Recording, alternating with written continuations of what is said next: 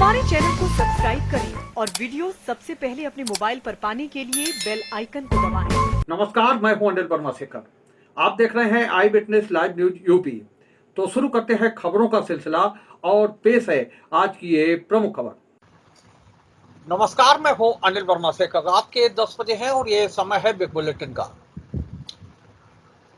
24 में भाजपा का मुकाबला करने के लिए विपक्ष एकजुट हुआ है और गठबंधन का नाम रखा गया है इंडिया। इंडिया को लेकर के भाजपा की ओर से कई तरह के पलटवार किए जा रहे हैं और कई तरह की कमियां निकाली जा रही हैं, कई तरीके के आरोप लगाए जा रहे हैं।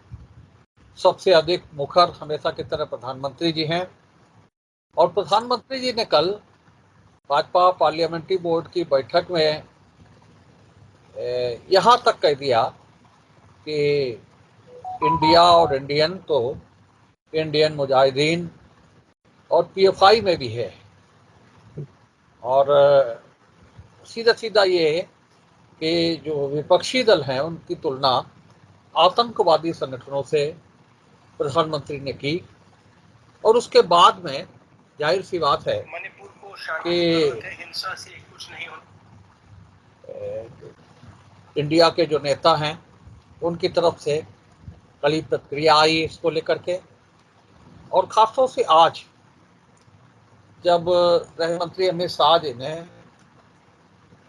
लोकसभा और राज्यसभा में जो विपक्ष के नेता हैं उन्हें पत्र लिख करके जो गतिरोध चल रहा है संसद की कार्रवाई को लेकर के उसे खत्म करने के लिए पत्र लिखा और उसके बाद में कांग्रेस अध्यक्ष ने टिप्पणी की कि सरकार और प्रधानमंत्री की कथनी और करनी में अंतर है।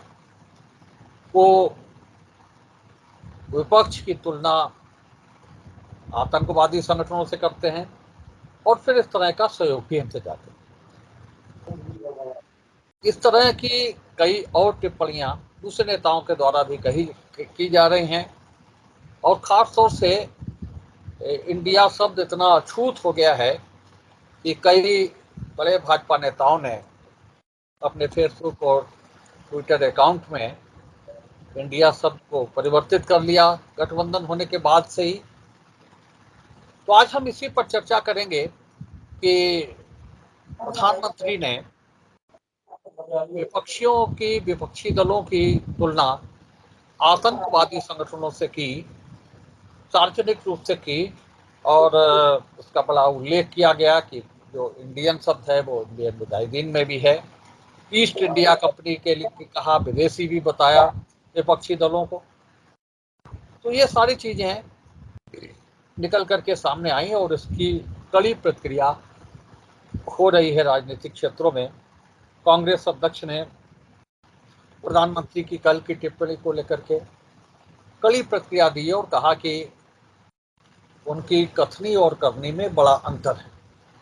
तो आज हम इसी पर चर्चा करेंगे कि किस तरह से इंडिया शब्द अछूत हो गया और इंडिया शब्द के वे सारे मायने निकाले जा रहे हैं जो विपक्षियों को भाव करें विपक्षियों के। आज हम इसी पर चर्चा करेंगे। आज हमारे साथ जो मेहमान जुड़े हैं उनका परिचय आपसे करा दें। भारतीय जनता पार्टी से श्वेता दुबे हैं, महिला मोर्चा के उपाध्यक्ष हैं। कांग्रेस से वरुण त्रिपाठी हैं, कांग्रेस के नेता। और समाजवादी पार्टी से राधेश्याम जिला सचिव हैं समाजवादी पार्टी के। और सुभाषपा से सुशील कश्यप हैं। ये 4 राजनीतिक दलों के प्रतिनिधि जुड़े हैं आज के इस डिबेट में। तो यहीं से श्वेता जी से ही शुरुआत करना चाहेंगे कि प्रधानमंत्री जी ने और प्रधानमंत्री के साथ साथ जो और विपक्षी दल और जो भाजपा के नेता हैं, ज्योतिरादित्य सिंधिया से लेकर के रविशंकर प्रसाद तक और जो तमाम से नेता हैं, उनके लिए इंडिया को लेकर के, इंडिया शब्द को लेकर के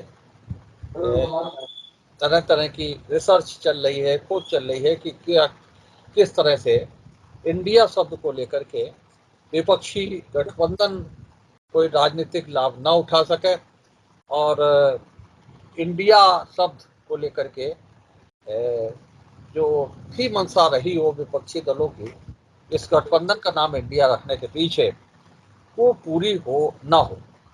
तो चौतरफा हमला हो रहा है इंडिया शब्द को लेकर के, और इसी पर चर्चा आज होनी है। श्वेता जी। बहुत बहुत धन्यवाद आपका भाई साहब। देखिए, इंडिया जो ये बना है, ये 26 दलों का एक संगठन बना है। तो क्या विपक्ष के हिसाब से भारत यानी इंडिया सिर्फ 26 दलों में ही है, उसके इतर और कुछ नहीं है भारत।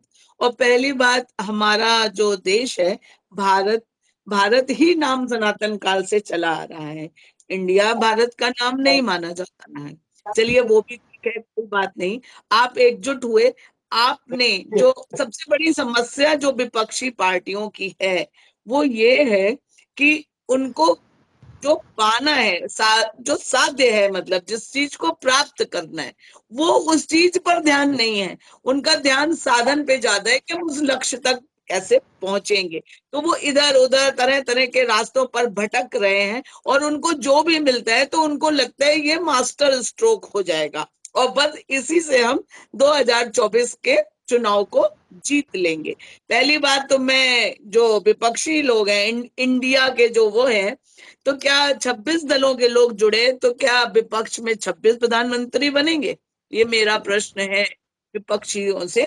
और हमारे माननीय प्रधानमंत्री मोदी जी ने इंडिया की जो तुलना उन्होंने नहीं की है, जैसा इंडिया को प्रचारित किया जा रहा है कि यही भारत है और हम भारत को बचाने निकले हैं, हम संविधान को बचाने निकले हैं। संविधान कहाँ खतरे में है? जितने लोग भी जुड़े हैं इस 26 दल में इंडिया में, वो सिर्फ अपने परिवार को बचाने निकले हैं। वो सिर्फ इन प्रकार सत्ता को प्राप्त करने निकले हैं, परिवारवाद को पोषण देने निकले हैं। उनकी सोच इतनी संकुचित है कि वो इन 26 दलों और अपने परिवार पार्टी से ऊपर उठ के राष्ट्र, देश, भारत के बारे में कुछ सोच ही नहीं सकते हैं। उनकी सोच में ही नहीं है कि भारत असल में क्या है। सिर्फ इंडिया से डिफाइन कर देंगे भारत, तो ये भारत की पहचान नहीं है।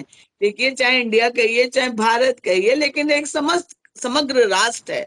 उसको एक शब्द में बांध के कि अगर, और रही बात इंडिया की जो तुलना इंडियन मुजाहिदीन से की है, तो तुलना नहीं की है। हमारे मोदी जी ने ये बताया है कि अगर इंडिया रखने भर से ही सारे मुद्दे समाप्त हो जाते हैं और सत्ता प्राप्ति हो जाएगी और सारी समस्याओं का हल हो जाता, तो इंडियन मुजाहिदीन में भी इंडिया है।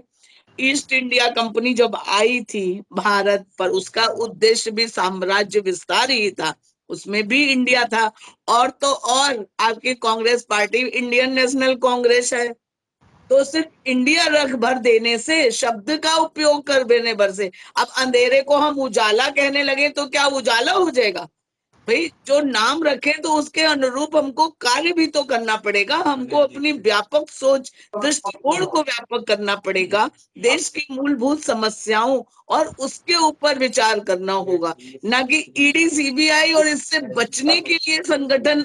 और मैं और पूछना चाहूंगी अपने विपक्षी लोगों से कि ये आप भी आ गई, आपका तो निर्माण ही कांग्रेस के विरोध में हुआ था।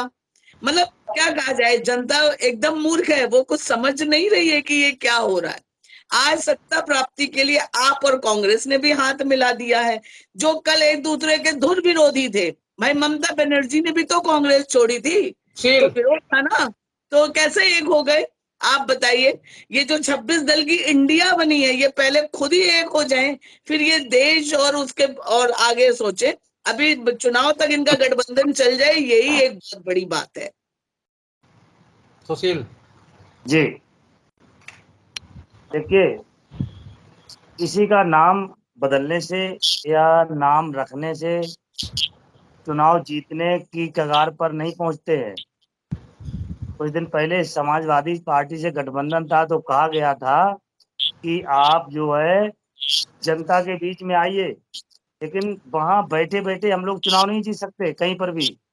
बात ये रही कि गठबंधन की जो 26 27 28 लोगों का जो गठबंधन हुआ पार्टियों का, आप सब लोग जानते हैं कि इनसे ज्यादा भारतीय जनता पार्टी के पास गठबंधन है, काफी लंबा गठबंधन इनसे ज्यादा है। तो हम भारतीय जनता पार्टी ने भी नाम नहीं रखा है किसी का भी। और इंडिया शब्द है, अंग्रेजी शासन काल से चला आ रहा है। अंग्रेजों को जैसे तैसे भगाया, आप जानते हैं, सब लोग, हम लोग सब जानते हैं। इंडिया को, भारत को इंडिया बना दिया, लेकिन अंग्रेज भाग गए, अंग्रेजों को भगा दिया यहाँ से। लेकिन अब भैया ये बताइए कि अब इंडिया फिर दोबारा रखा जा रहा है, तो अब विपक्ष कब भागेगा यहाँ से? तो भागने की तो कगार पर ही, हम सब लोग जानते हैं। सिर्फ फर्क इतना है कि जब तक जनता के बीच में जाओगे नहीं, आप चुनाव जीतोगे नहीं। भारतीय जनता पार्टी जितने भी गठबंधन साथ में हैं, हम सब लोग जनता के बीच में जाकर जाते हैं और जाते रहेंगे, जनता की समस्या को सुनते हैं। कहीं ना कहीं हो सकता है कि कहीं कमी हो जाती है, ऐसी बात नहीं, विपक्ष में भी कमियां हो जाती हैं। आपको पता है, विपक्ष में अगर कमी नहीं होती तो भारतीय समाजवादी पार्टी से हमारा गठबंधन टूटता नहीं। हम सरकार बनती या ना बनती, लेकिन 24 का चुनाव हम समाजवादी पार्टी के साथ में लड़ते। और थोड़ी सी कमी बनी, हम लोग दूर हो गए, आप अलग चले गए। आपको पता है कि भारतीय जनता पार्टी से सबसे पहले हमारा गठबंधन हुआ था, हम मंत्री बने। मंत्री बनने के साथ साथ हमने कोई कमी देखी, हम मंत्री पद से इस्तीफा हमने दे दिया, हम बाहर चले गए। तो ये नाम बदलने से हम लोगों की जनता के बीच में जब तक नहीं जाओगे, तब तक मैं बार बार यही कहूंगा कि जनता के बीच में जाना सीख लीजिए, आप जनता की समस्या को सुन लीजिए, आप चुनाव में जीतने की कगार पर हो जाओगे। लेकिन इंडिया, अंग्रेज जब भाग गए तो विपक्ष भी इंडिया शब्द रखने में, भागने में कमी नहीं रहेगी। जनता सबको भगा देगी और बहुत दूर भगाएगी। वरुण जी देखिए, कायदे में तो ये जो इंडिया शब्द जो विपक्षियों ने जो एकजुटता दिखा के 26 दलों ने जो नाम रखा है, इस पे तो सबसे पहले कायदे में मोदी जी से चर्चा होनी चाहिए थी कि नाम विपक्षियों को क्या रखना चाहिए। दूसरी चीज आप देखिए कि आप इंडिया के नाम आने पर विपक्षियों ने जो अपना इंडिया रखा, तो आपके पेट में इतनी दर्द और इतनी पीड़ा है साहब कि साहब स्किल इंडिया आप लेके आए, मेक इन इंडिया लेके आए, ठीक है योजनाएं आप लेके आए थे, अगर उन योजनाओं को पूरा नहीं किया तो साहब हमने विपक्षी होने का कहीं ना कहीं दायित्व निभाया, हमने उन योजनाओं का विरोध किया। लेकिन जिस तरीके से मोदी जी के पेट में जो दर्द हो रहा है, वो साफ जाहिर करता है कि 2024 में आपका सुपड़ा साफ होने वाला है। और जिस तरीके का बेहद शर्मनाक जो बयान दिया, ईश्वर सद्बुद्धि दे कि आप प्रधानमंत्री के पद पे साहब हैं और विपक्ष की तुलना आप साहब आतंकवादी संगठन के रूप में आप साहब कर रहे हैं, तो ये बहुत ही दुर्भाग्यपूर्ण है। और आप ये देखिए कहीं ना कहीं विपक्ष की एकजुटता से घबराकर पीएम ने इस तरीके का बयान दिया, और आप प्रधानमंत्री के पद पे होने के बावजूद आप इस तरीके का बयान दे रहे हैं, तो कहीं ना कहीं आपकी गरिमा, आपकी प्रतिष्ठा भी साहब धूमिल होती है। सच तो ये है कि साहब हम जानते हैं कि साहब 80 दिनों से ज्यादा जल रहा है साहब मणिपुर, और प्रधानमंत्री जी हमारे इंडिया को ईस्ट इंडिया कंपनी साहब कह रहे हैं, और कांग्रेस ने तो सदैव मदर इंडिया यानी भारत माता के साथ रही है। और मणिपुर मुद्दे पे साहब 80 दिनों के आसपास ये पूरा मामला हो गया, जल रहा है। और साहब कहीं ना कहीं मुझे तो ये लगता है कांग्रेसी होने के नाते कि कहीं ना कहीं मुद्दों से, मेन मुद्दे से ध्यान भटकाने के लिए प्रधानमंत्री जी का ये बयान दिया गया है।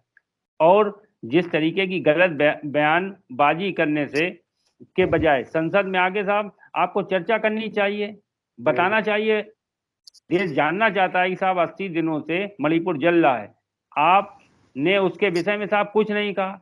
कहीं आप कोई मुद्दा ले आते हैं, कहीं कोई ले आते हैं। और आप देखिए कि महिला सशक्तिकरण बात करने वाली भाजपा, मणिपुर के अंदर सब गवर्नर भी साहब महिला हैं, देश की राष्ट्रपति आदिवासी हैं, तो कहाँ साहब महिलाओं की सुरक्षा और संरक्षण देने का मामला साहब है? बिल्कुल खामोश है प्रधानमंत्री जी, बिल्कुल मौन है। तो कहीं ना कहीं पूरी, और फिर देखिए कहीं ना कहीं 80-20 का फिर ये प्रोपोगंडा ले आए, आतंकवादी संगठन से आपने तुलना की। तो आप क्या देना चाहते? तमाम मुद्दे हैं, उन मुद्दों से कहीं ना कहीं ध्यान भटकाना चाहते हैं हमारे प्रधानमंत्री जी, क्योंकि ना ही मिशन है और ना ही कोई इनके पास विजन है। राधेश्याम। जी, प्रधानमंत्री जी का बयान आया और पूरा देश और पूरा विपक्ष, पूरा मणिपुर, पूरी मीडिया, पूरा विश्व ये इंतजार कर रहा है कि प्रधानमंत्री जी कब बोलेंगे, लेकिन मणिपुर पे ये प्रधानमंत्री जी की और भारतीय जनता पार्टी की पुरानी पद्धति है कि वो जब किसी मुद्दे में फंस जाते हैं, कहीं से घिर जाते हैं, जवाब देते नहीं बनता है, तब वो देश की जनता को गुमराह करने का काम, किसी बयान को, किसी शब्द को तोड़ मरोड़ कर पेश करने का काम और तमाम तरह से लोगों को उलझाकर भटकाने का काम करते हैं। आज प्रधानमंत्री जी का जो बयान आया है, कल उन्होंने कहा कि इंडिया नाम रख लेने से कुछ नहीं होता, इंडियन मुजाहिदीन में भी इंडिया है और पता नहीं कौन कौन से संगठन उन्होंने गिना दिए, अंग्रेजों के द्वारा रखा हुआ नाम बता दिया, गुलामी की निशानी बता दी। समझ में ये नहीं आता है कि भारतीय जनता पार्टी को पाकिस्तान, मुसलमान, आतंकवादी और अंग्रेज इतने प्यारे क्यों हैं कि भारत की किसी भी बात पर इन लोगों को उनकी याद आ जाती है। और उसका कारण है कि इनकी दुकान में वही सामान है, सिर्फ इनकी दुकान जो चल रही है वो इन्हीं लोगों से चल रही है। अब यहाँ भारतीय जनता पार्टी के दो प्रवक्ता हैं, एक भाजपा के हैं अधिकृत और एक भारतीय जनता पार्टी के सहयोगी दल के एनडीए के दो प्रवक्ता हैं। एक तरफ एक जो सहयोगी दल के प्रवक्ता हैं, उन्होंने ये कहा कि नाम बदलने से कुछ नहीं होने वाला, नाम बदलने से कुछ होता ही नहीं है, काम से होता है। और एक तरफ वो है जो पिछले 8 साल से ये कह रहे हैं कि सब कुछ नाम से ही होता है। योजना आयोग को क्या बना दिया, जनपद को 10 जनपद को क्या बना दिया, इंडिया गेट पे क्या करे आए, एकाना को क्या बना दिया, अटल जी के नाम से जो वो था वो बना दिया स्टेडियम, वो किसके नाम पे था, बाबूजी कल्याण सिंह की जहाँ प्रतिमा लगा दी वो चीज किसके नाम पे थी, सरदार पटेल जी के नाम से जो स्टेडियम था वो मोदी जी ने अपने नाम से रख लिया। जिन लोगों ने 8 वर्ष सिर्फ नाम बदले, वो अब ये कहने लगे, मजबूर हो गए कि नाम बदलने से या नाम रखने से कुछ नहीं होता। चलो छोड़ो, खैर इंडिया अंग्रेजों की निशानी नहीं है भाई साहब, सुशील जी। इंडिया का मतलब है, ध्यान से सुनना और लिख लेना कहीं, इंडिपेंडेंट नेशन डिक्लेयर्ड इन अगस्त। भारत स्वतंत्र हुआ था अगस्त में, इसका फुल फॉर्म है इंडिपेंडेंट नेशन डिक्लेयर्ड इन अगस्त। ये उस चीज की निशानी है, हमारी स्वतंत्रता प्राप्ति का जो दिन है, जो महीना है, जो वर्ष है, उसमें भी इस इंडिया शब्द का एक महत्वपूर्ण स्थान है। आपको अगर इंडिया शब्द से इतनी ही नफरत थी, इंडिया अगर अंग्रेजों की गुलामी की निशानी आप मानते हैं, तो आप जिस लोकसभा में मत्था टेका था आपने तो मई 2014 में, वो काहे की निशानी थी? जिस भवन में राष्ट्रपति महोदया बैठी हैं वो काहे की निशानी है? इंडिया गेट काहे की निशानी है? आप हमको बताइए कि ताजमहल काहे की निशानी है? लाल किला काहे की निशानी है, जिन पर अभी लंबा साफा बांध के प्रधानमंत्री जी लंबी लंबी फेंकने जाएंगे, वो किस चीज की निशानी है? आप ये बताइए कि इंडियन ऑयल कॉर्पोरेशन लिमिटेड, सम्मान ये इसमें नहीं बोलिए, आप अपने नंबर पे बोलना, इंडियन ऑयल कॉर्पोरेशन लिमिटेड भाषा में बात, कहाँ वो वैलिड है? कुछ भी इनवैलिड नहीं है। जब इस देश की लोकसभा में 50 करोड़ की गर्लफ्रेंड कहा जा सकता है, जब इस देश की लोकसभा में एक चुने हुए सांसद को सुपरखा कहा जा सकता है, जब इस देश की लोकसभा में जर्सी गाय कहा जा सकता है, तो कुछ भी शेखर भैया आप मना करिए। इंडियन ऑयल कॉर्पोरेशन लिमिटेड क्या है? देखिए आपको पता होगा कि स्वतंत्रता जब भारत देश जब स्वतंत्र हुआ था तो उससे पहले ईस्ट इंडिया कंपनी आई थी या उसके बाद में आई थी? आपने कह दिया कि स्वतंत्र मैं ये कह रहा हूँ, स्वतंत्र जब देश हुआ था तो ईस्ट इंडिया कंपनी आई थी। इंडियन बैंक क्या है? मेक इन इंडिया क्या है? मेड इन इंडिया क्या है? उसके बाद क्या बात है? आप बताइए, रन फॉर इंडिया क्या है? उसके बाद पहले आई ग्रुप क्या है, बताइए। समाप्त करिए। मदर इंडिया क्या है, इंडियन एयरलाइंस क्या है, इन सब चीजों में इंडिया मैंने सब ये जुड़ा कहा हुआ है। और कि ईस्ट एक इंडिया कंपनी का महत्वपूर्ण बात, देश क्या था, भारतीय ठीक है जनता भाई, पार्टी बोलिए। भारतीय जनता पार्टी का जो ट्विटर हैंडल है ईस्ट इंडिया उसमें कंपनी लिखा कब है आई? बीजेपी फॉर इंडिया, उससे ईस्ट क्यों नहीं इंडिया आपने कंपनी हटाया? सुनिए क्यों भाई, लिखा? बंद करिए, बंद कब करिए, आई? बंद करिए। बताइए। तो हाँ, शुरू बोलिए। हुआ इसके बाद में आई या पहले आई? ईस्ट इंडिया कंपनी कब आई? आप बताइए। आपने कह दिया स्वतंत्र हुआ, इसके बाद में ईस्ट इंडिया नाम आ गया। आपको ईस्ट उन इंडिया मणिपुर पहले आई की या बाद में की आई? याद नहीं बोलिए। आती? वो इस अमृत काल के राम राज्य में आप सुनिए चुपचाप। हम आज का आपको याद नहीं आई? सुनिए हम मेरी आज बात। ये की यार याद आ गई आज आपको? आप कांग्रेस के जो अध्यक्ष हैं उन्होंने कहा कि हमारी तुलना आतंकवादी संगठन से की गई।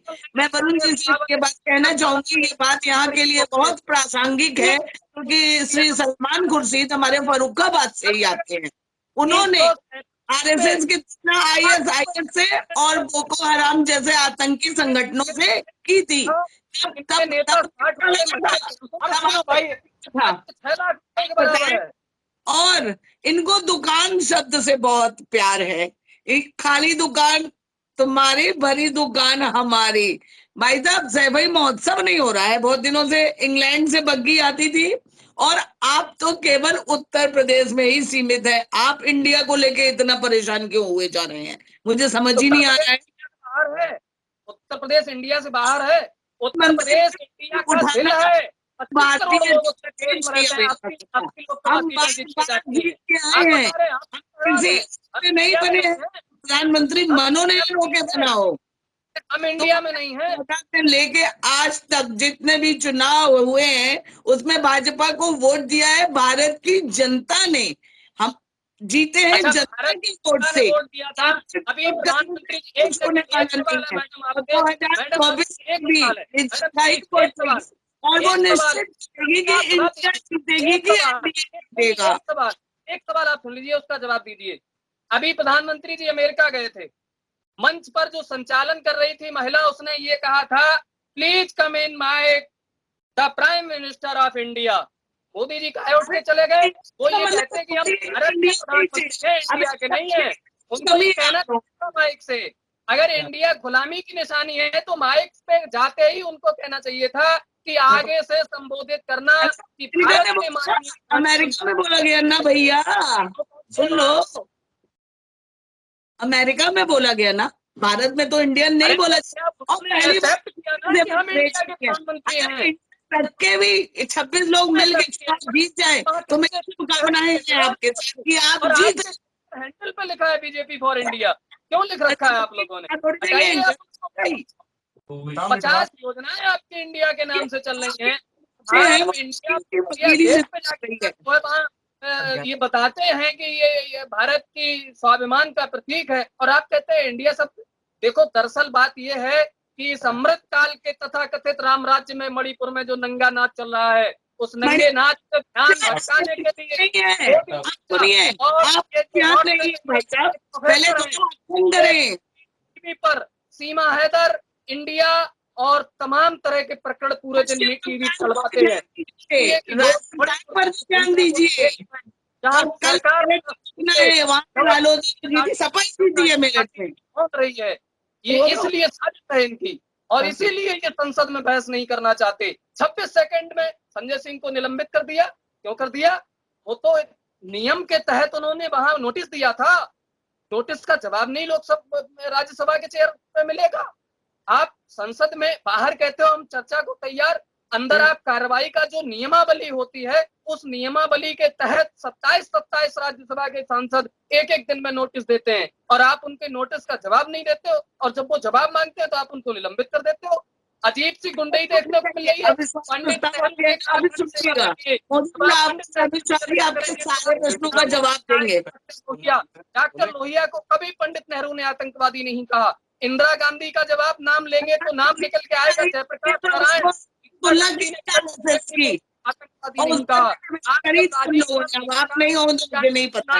आएगा बीपी सिंह। राजीव गांधी ने कभी बीपी सिंह को आतंकवादी नहीं कहा। आप जब अटल जी के कार्यकाल में जाएंगे तो नाम निकल के आएगा सोनिया गांधी। अटल जी ने कभी सोनिया गांधी को आतंकवादी नहीं कहा।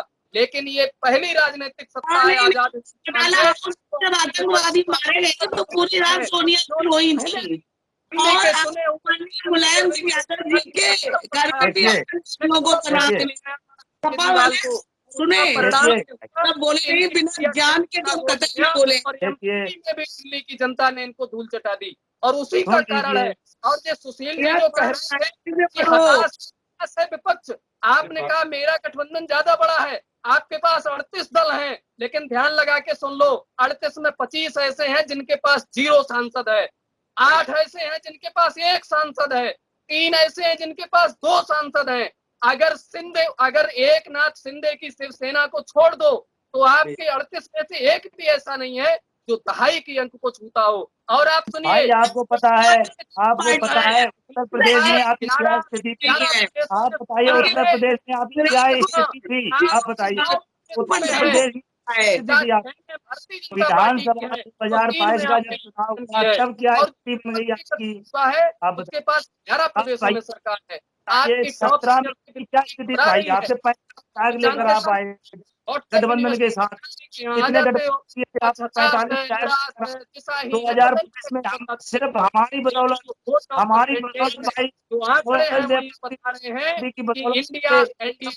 भाई और इंडिया जीतेगा। भाजपा हारेगा, हारेगा और इंडिया जीतेगा। इंडिया सवाल पूछ रहा है कि कड़ी पर प्रधानमंत्री जी कब बोलेंगे। इंडिया सवाल पूछ रहा है कि बेरोजगारी पर प्रधानमंत्री जी कब बोलेंगे। इंडिया सवाल पूछ रहा है कि 35 रुपए लीटर पेट्रोल बिकेगा। इंडिया सवाल पूछ रहा है कि 400 रुपए का सिलेंडर कब मिलेगा। दूसरे को सुन लीजिए है कि बिजली के बिल कब माफ होंगे। हाँ, एक आप 45 विधायक थे, 45 से आपको 125 लेकर गई थी, आपको याद है 2022 में। और आप 2000 अब क्या स्थिति थी? 2022 की बात छोड़िए, वो वक्त याद करिए जब माधवराव सिंधिया के खिलाफ अटल जी हारे थे और 2 ही सांसद थे भारतीय जनता पार्टी के, गांधीनगर से लालकृष्ण आडवाणी और फर्रुखाबाद से देवराम प्रकाश। वो वक्त आज हमको याद कीजिए भाई। आज बोले हर नाम इतना अलग विषय होता है, इसका मतलब ये नहीं कि विपक्ष आतंकवादी हो गया। हिमाचल प्रदेश में सबसे ज्यादा महंगा पेट्रोल है 106 रुपए। वहाँ भारतीय जनता पार्टी का शासन नहीं है। रेप में नंबर 1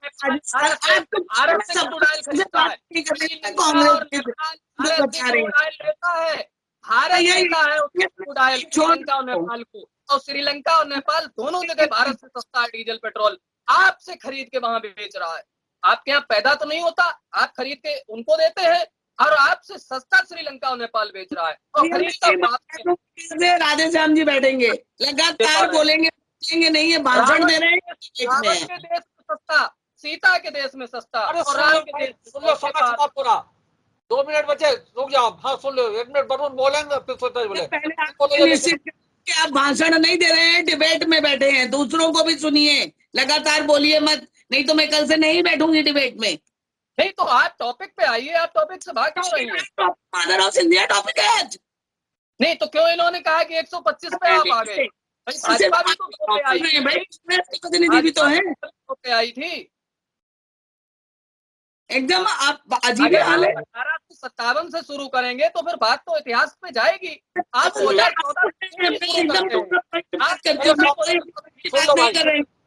चलिए वरुण 1 मिनट बोलिए। अब राधे श्याम तुम्हारा हो गया पूरा, अब मत बोलना। जी देखिए ऑन रिकॉर्ड है कि सिर्फ मणिपुर की घटना के लिए सिर्फ 34 सेकंड माननीय प्रधानमंत्री जी देते हैं, जबकि 150 से ज्यादा हत्याएं और 100 से ज्यादा सामूहिक बलात्कार जो कि स्वीकार किया है वहां के सीएम ने, और कहा कि ये वीडियो तो एक ये साफ वायरल हुआ थी तो सैकड़ों घटने, ये ऑन रिकॉर्ड है। लूट, हत्याएं और हजारों मकानों में आगजनी, तो सिर्फ इसके लिए सिर्फ आप 34 सेकंड देते हैं। और ये तमाम के इस तरीके के बयानबाजी जो आती है, ये कहीं ना कहीं 2024 को देखते हुए, लेकिन ये जो पिछले 9 वर्षों से जो देश देख रहा है, ये अब ये 2024 में पूरा समापन होने के लिए तैयार है। भाजपा का सुपड़ा साफ होने जा रहा है, उसी की ये बौखलाहट का नतीजा है जो हम प्रधानमंत्री जी की शब्दों में साफ जो गिरती हुई गरिमा हम लोग देख रहे हैं और पूरा देश देख रहा है। और आपके जो मंत्री जी की लाल डायरी घूम रही है, उसके बारे में भी कुछ बयान दीजिए। पश्चिम बंगाल में महिलाओं को और लोगों पे जो अत्याचार हो रहा है, जो नहीं करने दी, उस पर भी जरा ध्यान दीजिए। भूल गई आप। वो आने वाला समय पूरा 2024 का बिल्कुल तैयार है और वो जवाब देगा। पूरा देश देख रहा है। जिस तरीके से कर्नाटक में जवाब दिया गया उसी तरीके से मध्य प्रदेश, राजस्थान और छत्तीसगढ़ और आने वाले जितने भी प्रदेश हैं हर जगह जवाब देगी ये जनता, क्योंकि कहीं ना कहीं इंडिया जीतेगा। प्रदीप कुरीलकर को भी पता कर लीजिए आप, प्रदीप कुरीलकर कौन थे और उन्होंने क्या किया। 3 पीढ़ियां उनकी आरएसएस में रही हैं और उन्होंने इस देश के वैज्ञानिक सिस्टम को पाकिस्तान की महिला को बेचा है। प्रदीप कुरीलकर जो पकड़े गए हैं और बाद में सरकार ने अपना मुंह बचाने के लिए बता दी बुलेटिन की बस 10 बुलेटिन की आज की इस बहस को यही समाप्त करते हैं। आज की इस बहस में भाग लेने के लिए आप सबका बहुत बहुत धन्यवाद। हम फिर मिलेंगे अगली बहस में अगले विषय पर। तब तक के लिए इजाजत दीजिए। शुभ रात्रि। उम्मीद है आपको हमारी ये खबर पसंद आई होगी। आप इसे लाइक करें, अपने दोस्तों के साथ शेयर करें और कमेंट करके अपनी प्रतिक्रिया बताएं। अगर आप पहली बार हमारे चैनल से जुड़ रहे हैं तो चैनल को सब्सक्राइब करना ना भूलें। यही निवेदन आपसे है।